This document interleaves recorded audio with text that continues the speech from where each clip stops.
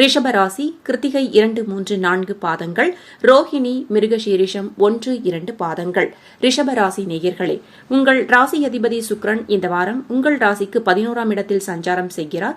இந்த வாரம் சந்திரன் உங்கள் ராசிக்கு 9, 10, 11, 12ஆம் இடத்தில் சஞ்சாரம் செய்கிறார். வார தொடக்கத்தில் மனம் உற்சாகமாக இருக்கும். வாரம் முடிவில் சுப விரயங்கள் உண்டாகலாம். நல்லவர்கள் உதவி தக்க சமயத்தில் கிடைக்கும். கடன் பிரச்சினை தீரும். வேலையில்லாதவருக்கு நல்ல வேலை கிடைக்கும். தொழிலில் நல்ல முன்னேற்றம் உண்டாகும். உழைப்புக்கேற்ற ஊதியம் கிடைக்கும். திருமணம் சம்பந்தமான பேச்சுவார்த்தை இனிதே முடியும்.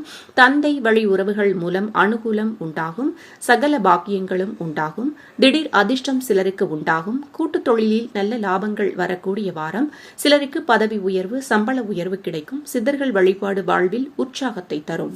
பரிகாரங்கள். இந்த வாரம் உங்களுக்கு அதிர்ஷ்டமான நிறம் மஞ்சள். உங்களுக்கு அதிர்ஷ்டமான கிழமை ஞாயிறு. நினைத்த காரியம் நடக்க சொல்ல வேண்டிய மந்திரம் ஓம் நமோ நாராயணாய.